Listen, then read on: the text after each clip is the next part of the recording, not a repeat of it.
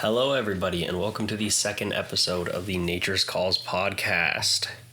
Anybody who joined me for my previous episode, the first episode, I appreciate you bearing with me. And coming back for episode number 2, we had some serious audio issues in the first one, but those seem to be all resolved. So I am glad to say that we should be great moving forward.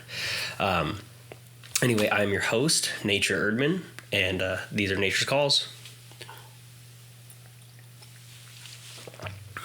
All right, everybody. Today, I really want to talk about free agency, what that means for our current salary cap situation, free agents that we should target, free agents that we probably shouldn't target, unrealistic free agent targets, and how I think we should address free agency moving forward. First of all, how do we get there?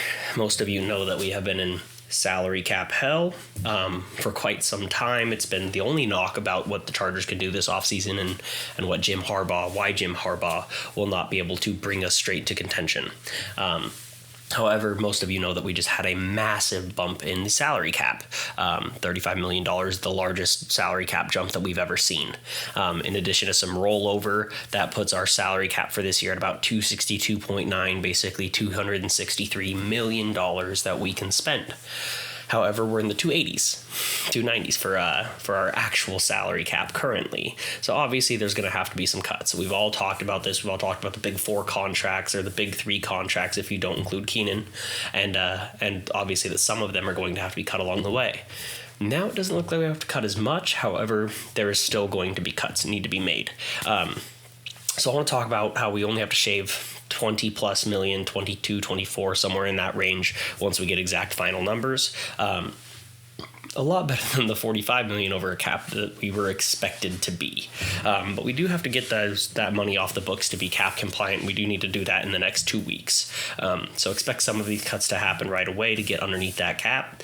And then shopping of players, things like that will happen down the road. So let's take a look at what we need to do to get there. Cutting Mike is $20 million off the books. I know his dead cap hit is much higher than that if we keep him on the roster. He's $30-something million. That's going to be actually towards our cap. But if we cut him, we save $20 million of that. Because we can't trade him quite yet, I don't see any other way that we keep Mike or try to shop Mike. It seems like we're in a situation now where we're going to have to cut him sooner than later. They could get really creative in extending Keenan and renegotiating Derwin's contract, cutting Eric Kendricks, things like that to save enough money to keep Mike Williams. But coming off an ACL tear, won't pass a physical until July. Everything else, I just don't think he has the trade value for it to be worth it for us to do all of that. So I think you cut Mike and $20 million off the books, you're almost cap compliant. Then you go ahead and you extend Keenan. I think this is going to happen no matter what. I would be astonished if it doesn't. So you extend Keenan. This is very variable. You could cut a little bit of his money in that extension. You could cut a lot of it out for this year and really lower that dead cap hit in that extension. I'm going to go ahead and hypothesize that it's going to be somewhere in the $12 million of cap savings ranking, which is about what I expect and what I'd be happy with. So $32 million off the books, we're good to go. We're underneath the cap, we're ready to roll. However, we still have free agents that we need to sign ourselves. We have outside free agents that we need to bring in, as well as you still need to consider about $12 to $14 million for the rookie pool. And of course, that depends on how many rookies we get, where we pick them, et cetera, et cetera. So if we drop down from that 5 spot, the cost of our first round picks not going to be as expensive. Pick up a bunch of second and third round picks. Those players are going to have to be accounted for. So the rookie pool is still very much variable and open for debate depending on how we kind of address things. But it's something to keep in mind. So let's say that's how we roll into things. That's where we get under the cap in the next 2 weeks, and let's go from there. Cuts that I expect to see, cuts or trades. Cutting Eric Kendricks. We could keep him.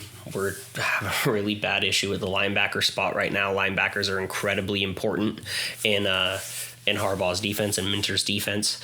So I know that there's a chance that we keep him, but given his age and the way that he played last year, I'd be surprised if we don't cut him, especially because that's going to be $6.5 million in savings, and there's a lot of linebackers that we can get for a lower cap hit than that this year. So it just makes sense that he's out the door. Thank you for all of your help, Eric Kendricks. I think we trade Khalil Mack. Of course, this could be Joey Bosa instead. It could theoretically be both. But with just how many reports we're getting of Khalil Mack getting our Chargers getting trade offers for Khalil Mack, I think that there's just too much on the table that it doesn't happen at all. It just makes way too much sense. It's a pretty easy contract for them to eat this year, with the salary cap for a contending team who wants a pass rusher, who thinks that they're just a pass rusher who got 17 sacks this year. They're that close to getting over the hump and being a Super Bowl contending team. He only has 1 year on his contract, so that's not going to eat into your future years. So I just think it makes too much sense. I would be very surprised to see Khalil stay. Don't get me wrong, it sucks. We all love Khalil Mack. That was the best thing that Brandon Staley ever did for us, was bringing in Khalil Mack. But unfortunately, I think it's time for him to go, and we only spent a second-round pick on him in the first place. So if we can recoup a fourth, maybe a third, if there's really that much debate or that many offers on the table, we might be able to sneak a third out of it. I would be ecstatic. But I do think we need to take into consideration that we need to ask Khalil where he wants to go if there's multiple offers on the table for a similar amount. Like if there's the Detroit Lions and the Green Bay Packers, and it's like, hey, he would rather play with Dan Campbell. Even though the Packers have the better offer, I think you got to send him to Detroit. He's done too much for us. He balled out and tried put in maximum effort when nobody else did in a completely lost season. So thank you, Khalil. Sad to see you go. Underperforming depth. There's underperforming depth that we can cut as well. And I know it's not huge contracts, but when you need to go sign veteran players who are ready to play, there's underperforming depth that we can cut. So let's just say we cut a couple of them. Chris Rumpf could stick around, hasn't done anything for us. Maybe it's just my personal bias. I don't really like Chris Rumpf on our roster anymore, and we can cut $1 million by getting him out of here. And then let's just say we cut two other underperforming practice squad, elevated people, depth pieces. Chris Wilcox, cornerback, who never played a snap, and Ty Shelby, edge, who never really played a snap. So that's $800K each. So in cutting those three underperforming depth players, you're looking at $2.6 million that we just shaved off the cap as well. So that puts us at approximately $40 million in cap space, just with that, just cutting Kendricks, trading Khalil, and then those three depth pieces. So all of a sudden we're looking nice, but we need to consider who we need to re-sign.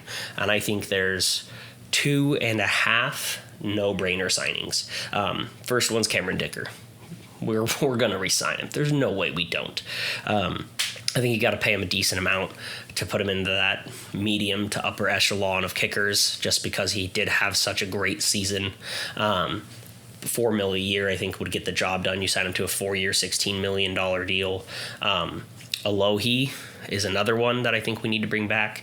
I'm not overly impressed by the free agent safeties. As well as Alohi just is familiar with Derwin. He knows how to play alongside Derwin in the back end of that defense.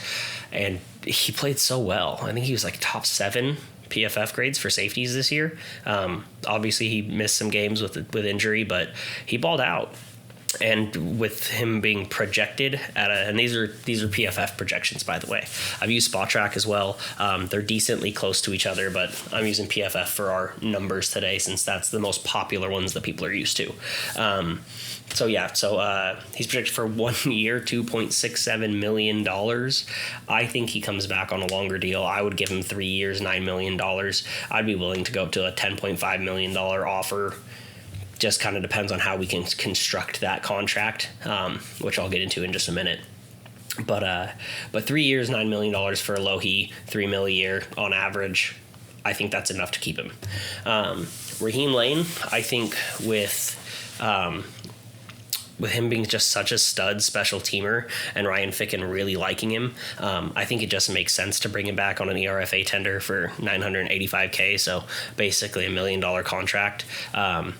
I think he's just a solid depth piece. He's someone who's been around, and Ryan Ficken likes him. I will do everything to keep Ryan Ficken happy. So let's say we go ahead and sign those contracts. We prorate a little bit of the money towards the back end of the deals. Try and keep those front years a little bit lighter. I'm not saying eat all of it in the next 2 years. I don't want to completely kill our cap down the road, but push a little bit of it back that way. Looking at about $34.5 million in cap space at this point. You take out $12 million for the rookie pool, and you are at $22.5 million.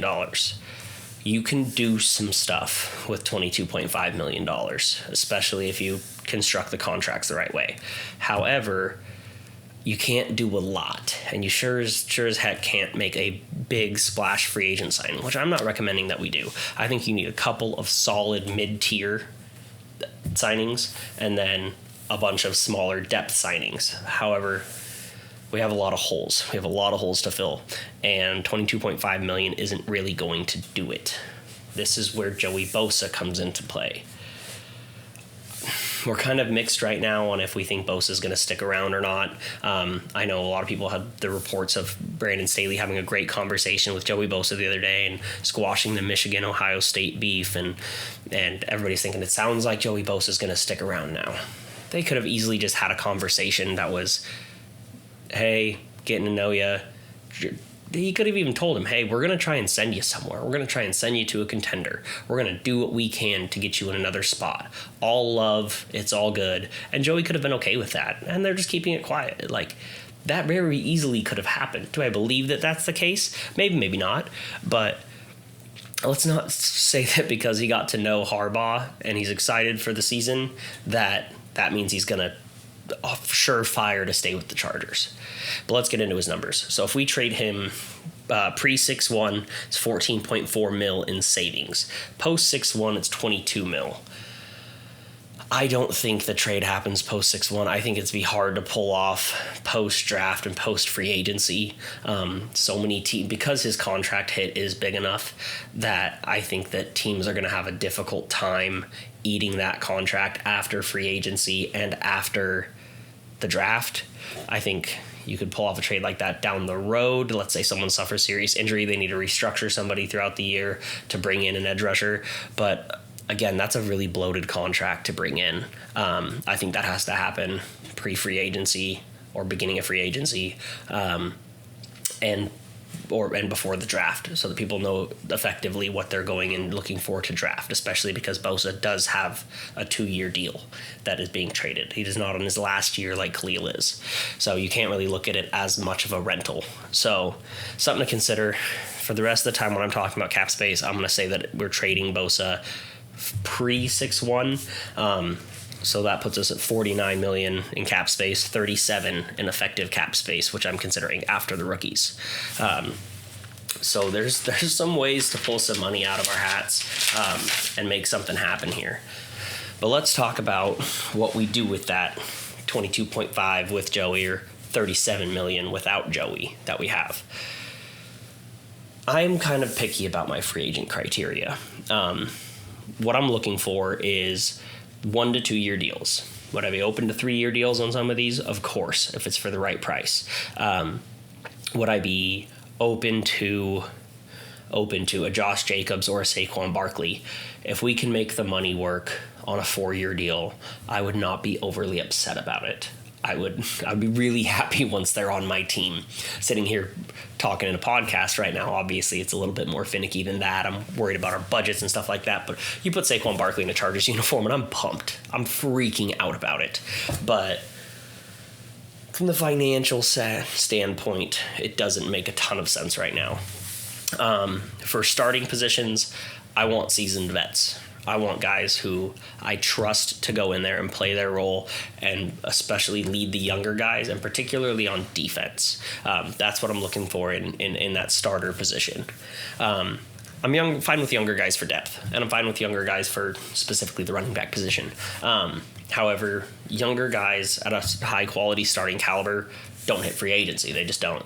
And so I think when you look into that situation, you really have to consider your depth guys, your guys that you're not going to count on for a ton of snaps. You're going to have them playing. They're going to get playing time throughout the year, don't get me wrong, but they're not going to be every down guys. I'm fine with younger, cheaper guys, 2-3 year deals for that. But yeah.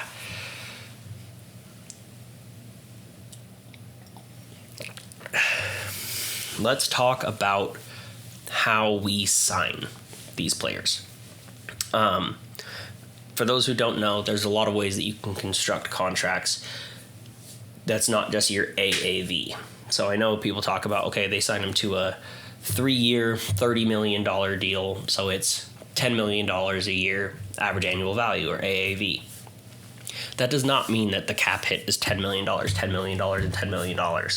There's a signing bonus that you give them that money is dispersed amongst the rest of the cap. So let's say you gave him $15 million or that's too much. Let's say $6 million in signing bonus. That is $2 million in year one, $2 million in year two, $2 million in year three. So therefore, that portion of the payment is already accounted for. Then that's a way that you can kind of get away with signing people to lower deals in the first year of cap hit. So let's say we're going to give them a $6 million signing bonus, but we're only going to pay them $4 million this year to make sure that they get that full $10 million in year one. But we're only paying the cap hit on $4 million plus the $2 million of signing bonus from that year. So $10 million AAV, $6 million to the cap. And then, of course, guaranteed money. So if we want to really make sure that we're getting guys that want to stick around and want to be here, or don't want to be here for that price, but they want the guaranteed money, you can go ahead and fully guarantee or partially guarantee multiple years of that contract. You can even just fully guarantee the second year of the contract and leave your guarantees out of the third year. That way they at least know, hey, I'm an aging vet. I'm 27 years old. By the end of my contract, I'm going to be 30. At least I'm getting paid for my 27, 28, 29 year seasons. So that way it gives them a little bit more reason to stick around or to sign with the Chargers specifically. So let's talk about, with that in mind, let's talk about players that we should be looking at and ways that we can get them. Positions that we need to start off. We need corners. Non-negotiable. We have Asante Samuel Jr. as a corner right now. It's unacceptable. It's not going to work unless we want to hamstring ourselves into making sure we need to draft starting caliber corners in the draft. We need to at least get some depth there. Linebackers, specifically because of Jesse Minchard's system and how much is asked of those linebackers. We've got Deion Henley, who we haven't seen a lick of football from. We've got Nick Niemann, and even Eamon Ogbangaminga's free agent. So we're light. We have Eric Kendricks, of course. But like I said, he's probably a cap casualty. And then we've got Kenneth Murray, who could return with this new regime, depending on what that asking price is and what the market dictates. We need a center.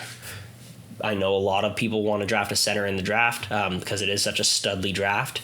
However, with the way that things are trending and it looking like so many centers are going to go in the first and second round, we might be hamstringing ourselves to a center at 37 that we don't want to. Zach Frazier might not fall, Barton might not fall, JPJ won't fall. And so when you look at missing out on those guys, do you reach super hard for a Seth Van Pran at 69? I definitely don't want it. That's still reaching crazy hard for Seth Van Pran, but he's probably going to go in the bottom of the third. So because of where we fall in the draft, center is looking like a difficult spot to grab.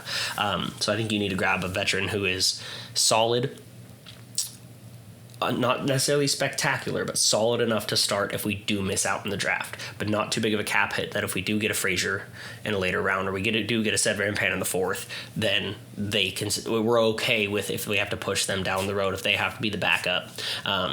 Because our rookie is so good. Also consider positional flexibility. So if the center has guard experience, either left or right guard or both, that is massively valuable because that way it's not wasted money on the cap. Could use some guard depth. I'm not going to get too crazy into guard depth. Could use some edge depth. Could really use some edge depth if both edges get traded away. So that's something to keep in mind. Depending on how we handle that situation, we're going to need edge replacements. I think there's someone you can get in the draft to be edge 3 if Bosa or Max sticks around, someone like Muhammad Kamara in a later round. Or if obviously we get rid of both, then you get that free agent depth signing, and then you can go ahead and draft a Chop Robinson or someone studly in the first, second round, depending on where we want to fall there. So I do think there's options, but it's something to definitely consider. Interior defenders, there's a couple guys I like. The studs in this free agent class are the absolute studs of the NFL, so they're going to be a little bit overpriced. We can't afford them. Safeties, I think obviously we re-sign Alohi, as I mentioned already. There's other guys out on the market that I think could be some complementary pieces, so that Derwin can play in the box more, especially in Minter's defense. I think that he's going to have a lot of linebacker roles, partly due to our lack of linebacker depth, partly because he excels so well there. So you might need a second guy who really plays in that coverage role, especially in Minter's defense, where those two guys are really patrolling the backs if you only have two corners in a 3-4. Tight end is a need. Whether we go Bowers or not, you're going to need another guy. It just kind of depends on how much you want to invest in that and what their role is going to be. But it's definitely something to consider. If we don't go Bowers, you're definitely going to need another guy. As much as I like some of the tight ends in this class in the later rounds for their ADPs, you can't count on it. You can't roll the dice on just having that. Donald Parham is a cool red zone target. He's not an every down guy. He's definitely not a blocker. Stone Smart is a depth piece, and that's what he should stay, is a depth piece. Not someone that we should really count on going into the year. Running backs, we will go into depth at running back. We have Isaiah Spiller and Elijah Dotson, but neither of those guys could touch the field. And so now we're into year 3 with Isaiah Spiller and no clue what he can do. I thought Elijah Dotson was going to be our next Austin Eckler. Maybe that'll break out this year, but who knows? It's really risky right now, and so I think that's something that we're going to approach via free agency. I'm just not sure to what extent. And then backup QB. Backup QB breaks my heart because any backup quarterback that we sign isn't going to be Justin Herbert. So if Justin Herbert goes down, which obviously none of us want to see, but if he does go down, there is not a free agent quarterback out there that's going to keep this team afloat and put us just in the playoffs. If it's 3-4 games that Justin Herbert's out, if we can go 2-2 instead of 0-4, that'd be really nice. But either way, you're looking at cap hits on these quarterbacks. I think you got to sign them to a 2-year deal so that you don't need all that cap in 1 year. But we'll address that as well. So let's start from the top. Corners. There's some studs. You got Jalen Johnson. You got L'Jarius Sneed. I've seen people asking for both. It's not going to happen. Those guys are $16 million, $18 million a year corners. It's not going to happen. Jalen Johnson, I don't love someone who balls out in one season in a contract year. So I would sign Sneed over Jalen Johnson, but we don't have the money to sign either. Someone we are linked to is Chidobe Awuzie. He's projected at a 2-year, $10.5 mil AAV. That's a little rich for my blood. However, starting caliber corners in free agency are expensive, and I don't think that we really have a way to get around that if we need to sign a starting caliber corner, unless we're just okay with it being a weak spot with the Sean Bunting or somebody like that. So Sean Murphy Bunting, which I wouldn't be opposed to. I watched a little bit more of him and checked his grades from last season, and they weren't as pretty as I thought. So I'm a little more wary of that now. But yeah, and then there's the option of like a Stephon Gilmore. And the difference here is because of his age, he's 33. He's still playing at a high level. I would love to have him on the team for a 1-year deal to develop cornerback depth and things along that lines. But on a 1-year deal, I don't know how you make the money work. So if he's projected for a 10 mil contract, if that's actually closer to 8 million, I'd be more than happy to do it. But Awuzie at 10.5 mil, at least you can move the money around into that second year. But problem is I don't want to be paying Awuzie $14 million next year. I mean, I get that we could then get him down to like 6.5 this year, but $14 million next year is wild for a player of that caliber, which I don't think is a high caliber player. And then we've also got, but those are kind of who I would look for if we need a starting corner. Also some good depth pieces. Keyshawn Nixon or Dane Jackson, both of them played well this year. Keyshawn Nixon's a stud special teamer as well, so he gives you that flexibility. Both those guys are 2-year deals for $4.5 million AAVs. That's something you could definitely wiggle around with a little bit of signing bonus and a little bit of guaranteed salary in the second year. Keep those cap hits low for the first year. Good depth players that I'd be okay with coming in if we had injury, or even just as rotational pieces. Not somebody I'd want if SJ goes down for the whole season and then they're counting to be a starter all year, that wouldn't feel so good. But they're players that I'm okay with if we're like, hey, we know we're going to be targeting corner in the draft. Let's go ahead and get some of these cheaper free agent guys. And I mean, ages on them are 23 or 27 years old-ish. So both of them are decently younger guys to be hitting free agency. So guys I'm okay with. Center, I've been a Tyler Biadasz guy. I'm getting turned on to Andre James. He's a little bit more expensive and you'd want him to be your starting center. But with the way that I'm looking at the draft, I'm more tempted to go with a starting caliber center in free agency and then drafting a Hunter Norzad in the 5th, 6th, I think. Or a Dylan McMahon in the 6th, 7th. Both guys who have positional flexibility so that they can be your swing backup. They can play either guard position or center, save you a roster spot that way, and can both, I think, develop into starting centers. So if you get Biadasz on a 2-year deal or 3-year deal and Andre James on a 2-year, 3-year deal, as long as that third year doesn't have a whole lot of guaranteed money, you're looking at about $9 million AAV on a 3-year deal because it is a 3-year. You can wiggle that money around. Biadasz, I think they have on a $7 million per year deal. So I think those are guys that we really need to heavily consider targeting in the draft or in free agency because we need security there. Because if center does not fall to us properly in the draft, it screws us massively. It's just too critical of a position. We saw that this year. I'd be okay with bringing back Will Clapp. I don't think he's going to be a hot commodity in free agency. So I think he's absolutely someone who would fall through the draft if we sign a starter and then go into the draft. None of the centers fall to us. We're not comfortable with it. I think you can go back and sign a Will Clapp $3-4 million a year if that. Just a nice depth piece to have. But I just, with where we are currently, I just think that's how we need to address the center position. Guards, again, I'd rather go center, get a backup with guard flexibility, let McFadden and Jamari compete for the right guard spot. Zion's in the left guard spot. That guy can go ahead and play your swing. Whoever doesn't win the right guard job can always be a backup.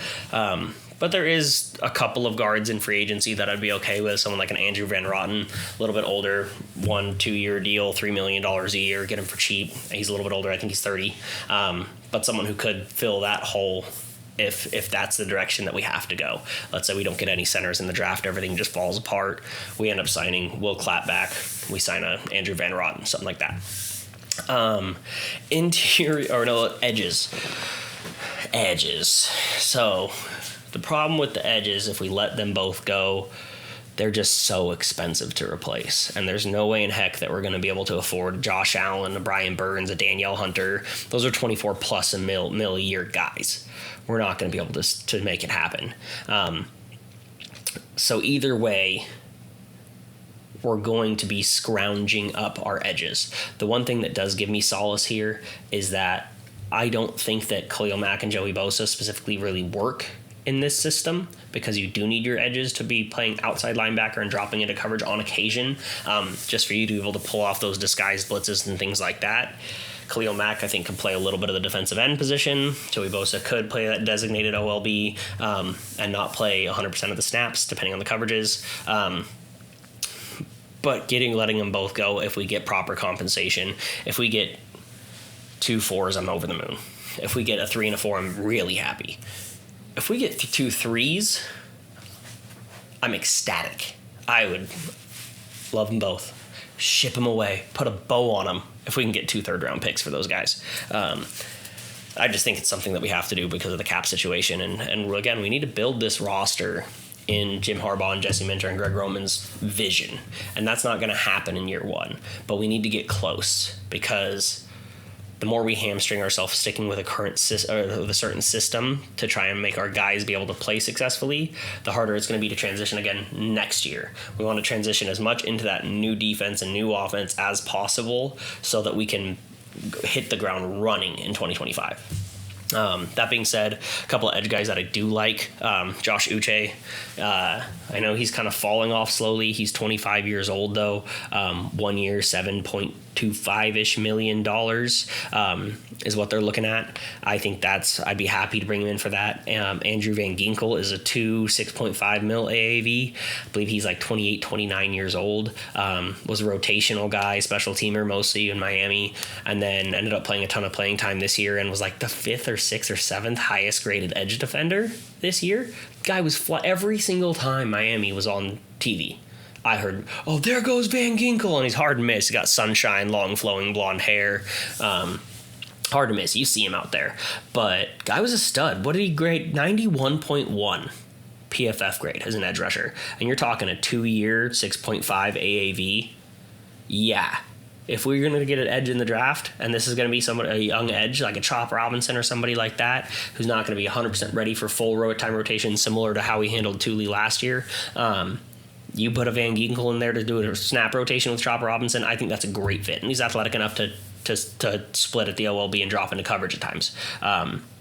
Did a great job. AJ Epinesa, I was very surprised to see at the age of 25 years old, his expected contract is 3 years, 6.75 AAV. What? That is... I thought he was going to be an 11 mil a year type of guy. So 6.75 AAV, sign me up all day. So you snag one of those guys, you even snag 2 of those guys, get rid of Chris Rumpf, have a little bit smoother rotation. You got Thule, you got Chop Robinson, Van Ginkel, AJ Epinesa. That's probably a little too expensive, but I like that rotation. I like that group. You could also bring in a Kyle Van Noy. He's still not getting any younger, but he played really well for the Ravens. And because of that Ravens and Chargers connection, he could be somebody that we bring back. I just don't even have a clue what that number looks like. I mean, if it's cheap, if it's $4 million a year, I'm in. If it's $7 million a year, I'd rather have one of these other guys. Safeties, I'm not going to touch on too much because I'm all for re-sign Alohi, but there are some guys out there that you can get at a decent price. I wouldn't mind like a Jordan Whitehead if we really need someone who's going to be playing a lot of coverage back there. He's got some good ball hawk skills. I think he was the one who picked off Josh Allen 3 times in the first game of this season. It was like basically automatic Pro Bowler because Josh Allen made him one. It's hilarious. But someone like that, 2 years, 6 mil AAV, I think that's somebody that we could bring in. Tight ends. I know a lot of people want the Hunter Henry reunion. I know a lot of people want to bring Gerald Everett back. I would lean Henry. Everett's not a great blocker. He's a good yak machine, but when was the last time we had a tight end who didn't perform? I know we had Gates forever, but we brought in Hunter Henry, and he was a monster. He was way better than when he went to New England. And then you bring in Gerald Everett, who's underperformed his whole career. Stud right away. Like we make tight ends succeed. And you could say we've switched coordinators and everything else, and some was Rivers and some was Herbert. It doesn't matter. Tight ends in for the Chargers ball out. In San Diego, in LA, they ball out. That's what they do. So if we have some athletic upside in there, I'm happy with whoever we get. I'm a little bit more concerned about blocking capabilities, which is why I lean Henry over Everett. A lot of people know I'm a big Noah Fant guy.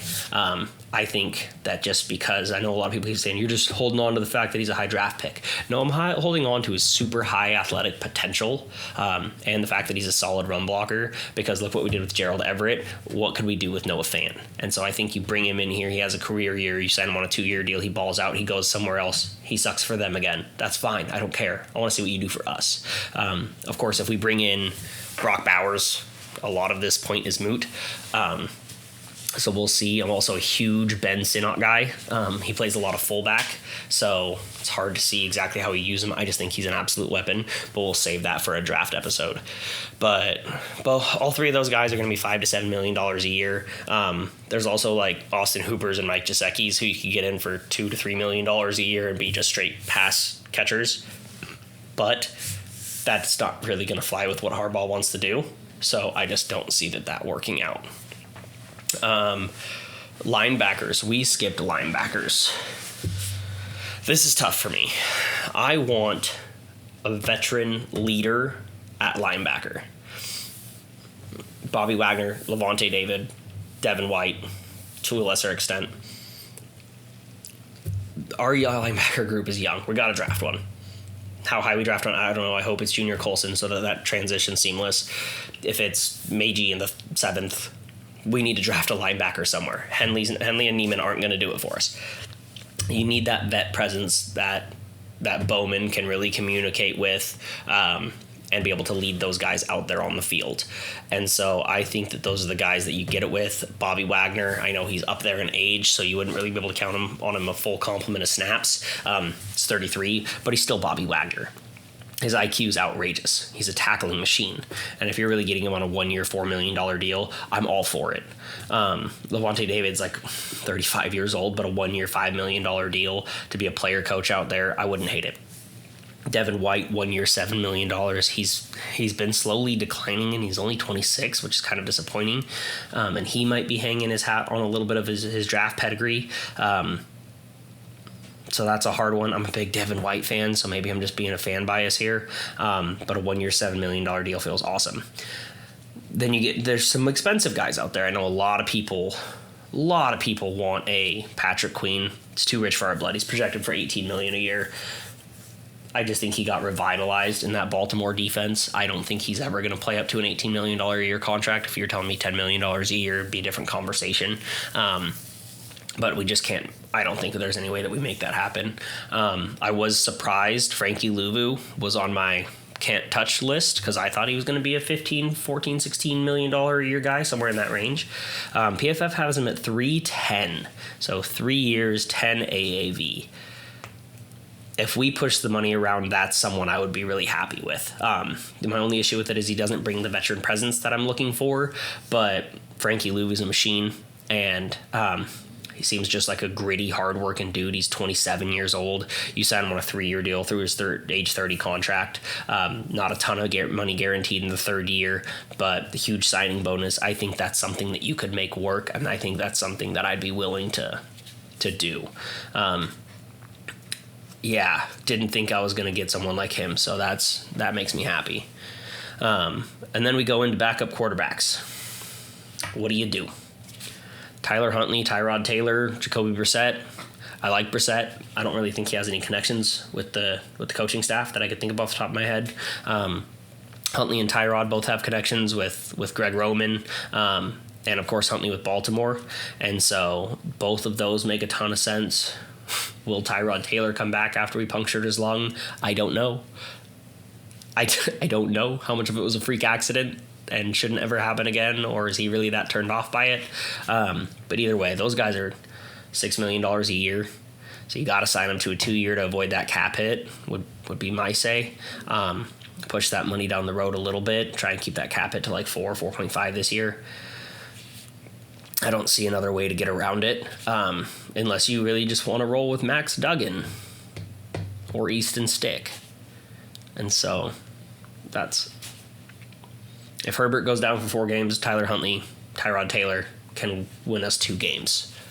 If Easton Stick or Max Duggan's out there, you're going 1-3 or 0-4. So, but if the season ends, it doesn't matter anyway. Or if Herbert's season ends, it doesn't matter anyway. So... I don't know. I lean Tyler Huntley. I think Herbert's going to stay healthy this year. It's just a gut feeling. So it's really hard to justify, but it's a good chunk of money for a position that might not get used at all. And I don't really know of a way to avoid that. So if you have a better idea than me, you let me know. All right, and I needed that sip because we're about to talk running backs. And this is a huge debate. How high do we draft one in the draft? There's no certifiable studs in the draft. I love Bucky Irving. I don't think he fits this system at all. He is lightning quick. He's super elusive. He can't be your third down back, though. You're not going to spend that draft capital on him. You would need a bruiser, maybe a Gus Edwards, who knows. But I just don't know if I can justify it. Not with Harbaugh. I like Braylon Allen. I worry about him getting hurt because he runs straight up and down. But I like Braylon Allen.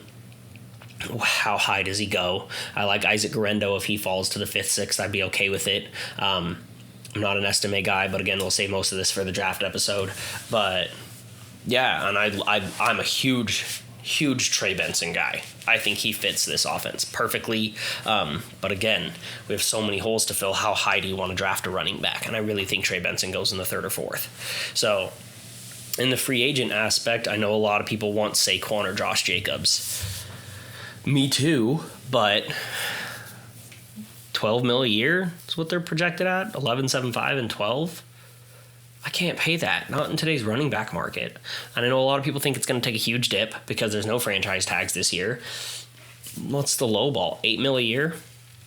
$8 million a year I could get on board with, but it's probably going to have to be fully guaranteed money for running backs because I think that's the way the market's going to go, is fully guaranteed contracts for a lower dollar value. But you're going to fully guarantee a 4-year deal? It's the only way you're going to get these guys, at least with a decently low cap hit on the first year. I have a hard time seeing it working. If they want to make it happen, I'll be fucking ecstatic. Pardon my language, but I'll be ecstatic. But yeah, I really think those are going to be $11 million a year contracts. I really do, and we can't afford it. I can't justify spending that money. As much as excited as I would be. The other option is you go a cheaper route and you go like a J.K. Dobbins. A lot of people are very scared of that because of the injury risk. You'd obviously have to be drafting another running back, but he's at least a certifiable stud when he's healthy, so you could at least get him on cheap. And if he is a stud, if he comes back and he is healthy, and you get a monster running back for $2 million a year, that's incredible. On a 1-year deal, of course. Zach Moss, AJ Dillon, Gus Edwards. Out of the bunch, I'd lean Zach Moss. But if we're drafting a flashy speedster, smaller guy, pass catcher, Kamani Vidal, something like that in the draft, AJ Dillon does make sense. He does make sense in a true ground and pound. He can take the hits. He can get you 2 to 3 yards depending on the scheme. When they know what's coming, when you're on 3rd and 1, he can pick up a 3rd and 1 and not get stuffed. I don't like him as a player. I would prefer not to sign AJ Dillon, but at least there is a reason for it to happen. Gus Edwards, I wouldn't hate signing Gus Edwards. It just, at $4 million, I just haven't seen the samples. I don't know. I get a bad feeling about signing Gus Edwards and coming to this offense, and with our offensive line still not being incredible, even if we do improve it, and run blocking scheme is going to help a ton. I just don't see him being a lead guy. And I think he's a good complement back. He's a good backup running back, but he's not a true bruiser, and he's not a true pass catcher, 3rd down guy. So what his role is difficult to me. And I just, for $4 million a year, I'd rather get a Zach Moss or an AJ Dillon, I think. And that's sad to say because I do like Gus Edwards. And then there's Derrick Henry. I want Derrick Henry. If he's $7 million a year, I'm all in. I see his projections like 2 years, $10 million a year. I don't think he even expects that. With the way that he kind of walked off into the sunset in Tennessee, it kind of felt like the King's reign is over and he's going to go have a couple more good seasons at a decent value and then walk off into the sunset. I think he absolutely still has it. I think he is the perfect running back to give 18 snaps a game to, or 18 touches a game to. I don't think he's someone that you go count on being your bell cow back anymore. But if you draft Derrick Henry, you can draft Bucky Irving, and that would be a crazy duo. Trey Benson, I would be happy with there. But even if you go into a later round and you get like a Kamani Vidal, who's great in pass protection, can catch the ball out of the backfield, smaller guy, but he has the frame to absorb those touches, and you want to run the ball 20 times a game with Derrick Henry and 12 times a game with Kamani Vidal, and he gets pass catching downs. I think there's so many fun things that you can do with Derrick Henry because, like I was saying with AJ Dillon, he's just a better version. He can still wear down a defense. He still has that size and strength and burst, and you just can't ask him to do it 32 times a game anymore. But, oh man, if you put Derrick Henry in Greg Roman's offense and we get him at a decent price on a 2-year deal and we can flush some of that money to the second year, we have enough cap space that even if it flops and we get stuck with a $9 million cap hit for Derrick Henry next year and he's almost worthless, I'm okay with it.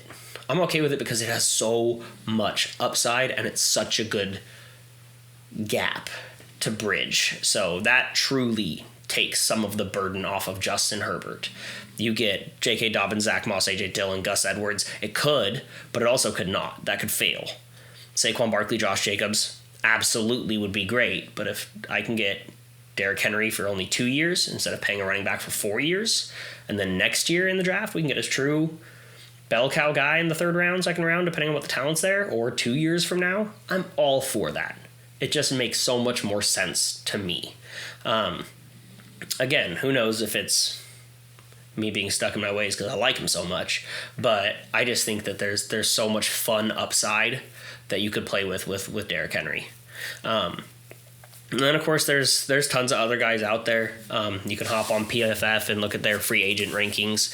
You can hop on Spotrac, but their rankings are based off of what their current contract is, so they're not incredibly great rankings to really see who's there and who's a high value person. I mean, you've got guys who are way underperforming their contracts at the top of the list who might not even get re-signed. So PFF has a nice breakdown of what the expected contracts are and what their rankings are. A couple other fun guys. I know there's a bunch of wide receivers out there. I don't think we go big in wide receiver in this draft or in this free agency class. If we do go get guys, I think it's like a Paris Campbell on a 3-year, 4-year deal, something cheap like that. If there is a single wide receiver that I do want to get in free agency that's expensive, it's Darnell Mooney. I think he's awesome. I think he's been trapped in Chicago. I think you put him in the right system and he's an absolute stud. I wouldn't be surprised if someone gets him for $9-10 million a year. I also wouldn't be surprised if someone goes out there and says, we want Darnell Mooney, we're going to pay him $14-16 million a year, somewhere in that range. I really wouldn't, especially on like a 1-year, 2-year deal. So we will see.